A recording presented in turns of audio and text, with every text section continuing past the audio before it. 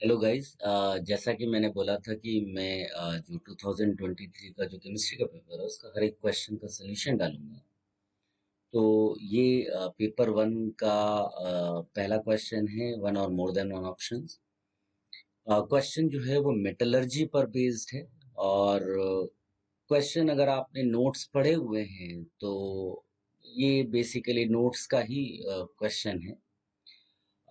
Question says the correct statements related to processes involved in the extraction of metals is are।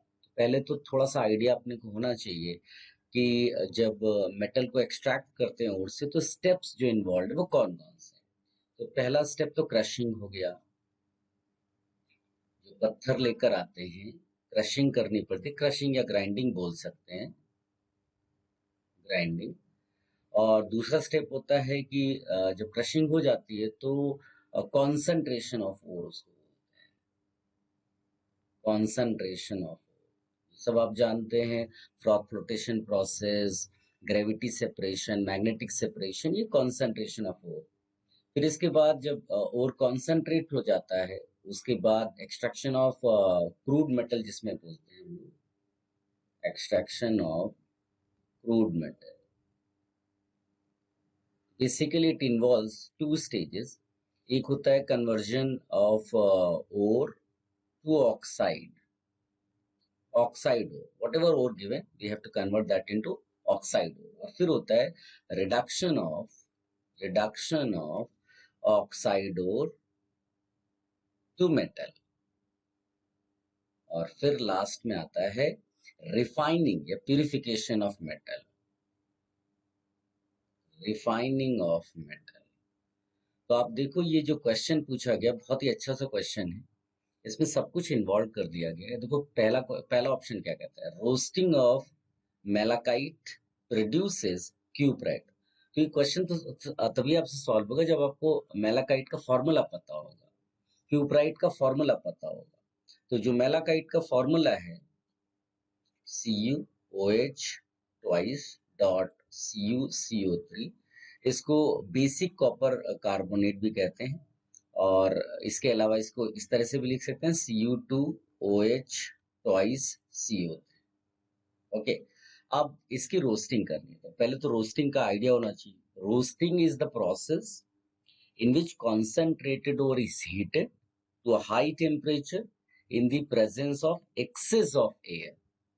अब roasting एक basically oxidation process है। अब इसमें अगर आप देखोगे, अच्छा क्यूप्राइट का फॉर्मूला होता है Cu2O, है ना। तो अब ये ऑक्सीडेशन स्टेट देखोगे तो +1 वाला है। अब ये जो है +2 स्टेट में है। इट्स लाइक कि अगर मैं इसकी रोस्टिंग कराता भी हूं तो ये आपको CuO देगा। ये आपको क्या देगा, CuO देगा, Cu2O नहीं देगा। सेकेंड ऑप्शन कहता है calcination of calamine produces zincite. अब उसके लिए फिर से वही चीज, कैलामाइन का आपको फॉर्मूला पता होना चाहिए।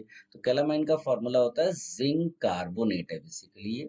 और जो जिंकाइट है वो ZnO है। तो अब कैल्सिनेशन क्या होता है, कैल्सिनेशन अगेन हीटिंग होता है, but in the absence of air और in limited supply of oxygen. तो ऑफ कोर्स इसका काम ही है कैल्सिनेशन का कि जो जिंक कार्बोनेट है उसको जिंक ऑक्साइड में कन्वर्ट कर देगा, CO2 लिबरेट होगी। ठीक है, जो हाइड्रेटेड ओर्स हैं उन वाटर रिमूव करने के लिए कैल्सिनेशन यूज करते हैं। तो yes, option B is perfect. A आपका ऑप्शन गलत था। अब सी ऑप्शन कहता है copper pyrites is heated with silica in reverberatory furnace to remove iron. Yes, copper pyrite is CuFeS2। Basically जो कॉपर और जिसमें आयरन जो है इम्प्योरिटी के फॉर्म में रहता है, तो आयरन FeO के फॉर्म में होता है। तो सिलिका हम ऐड करते हैं, FeO जो है वो बेसिकली बेसिक ऑक्साइड है। तो सिलिका SiO2 जो है हमारे लिए वो फ्लक्स का काम करता है और स्लैग प्रोड्यूस हो जाता है FeSiO3, FeO plus SiO2। We can write this as FeSiO3। So this option C is also correct।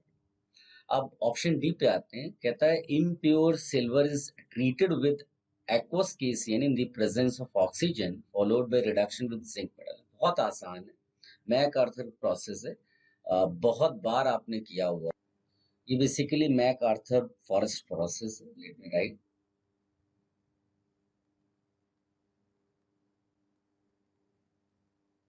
अब इसमें करते क्या है कि जो नेटिव मेटल होते हैं, सिल्वर या गोल्ड की बात करते हैं, उसमें हम बेसिकली एक ऐसा सॉल्वेंट डालते हैं जिसमें वो डिसॉल्व हो जाता है, कॉम्प्लेक्स फॉर्म करता है। Ag प्लस Ag Au भी ले सकते हैं, बिकॉज ये क्वेश्चन में सिल्वर की बात करें तो Ag और plus Cn minus aqueous medium में है, O2 की जरूरत पड़ती है, बिकॉज ये जो O2 है यहाँ पर Ag को ऑक्सीडाइज करता है। अगर यहाँ पर जो है हम सल्फाइड और लेते हैं सिल्वर का, तो ऑलरेडी ऑक्सीडाइज्ड होता है, तो वहाँ O2 का जो फंक्शन होता है दूसरा होता है, बट यहाँ पर O2 जो है Ag को ऑक्सीडाइज कर रहा है, तो यहाँ पर ये AgCN2 माइनस इस फॉर्म में होगा। इसको बैलेंस करना चाहोगे तो ये 4Ag सॉलिड लिख सकते हैं, 8Cn माइनस एक्वस लिख सकते हैं, 2H2O जो है, इसके बाद O2 यहाँ पर लिख सकते हैं गैस, और ये आपका डिसॉल्व फॉर्म में आ गया, कॉम्प्लेक्स है। अब इसमें हम ऐड करते हैं जिंक, जैसा उसमें भी लिखा हुआ है, देखो जिंक मेटल है, तो जिंक जो है ज्यादा एक्टिव मेटल है, more active metal, more active metal. तो जिंक क्या करता है, इसको रिप्लेस कर देता है सिल्वर को, तो ये यहाँ पर बन जाता है आपका Ag। जब AgCN2 लेंगे तो Ag प्लस, और अंदर आ जाएगा ZnCN4 और ये 2 माइनस। अगर आप बैलेंस करोगे तो 2AgCN2 minus plus zinc giving ZnCN4 2 minus plus 2Ag। So yes, option D is also correct. So for this question, जिसने भी आंसर B, C, D टिक किया है उसको फुल मार्क्स मिलेंगे +4। गलती से भी अगर आपने A टिक कर दिया होगा तो आपको -2 मिल जाएगा। क्वेश्चन को बड़े अच्छे से फ्रेम किया गया है और इसको मीडियम लेवल का क्वेश्चन मान सकते हैं। इसमें आपको और जो है उनके फार्मूलाज नेम ये याद होनी चाहिए थे, और सिंपल जो प्रोसेस है वो अगर मेटलर्जी की पता है तो डेफिनेटली ये क्वेश्चन आपसे सॉल्व हो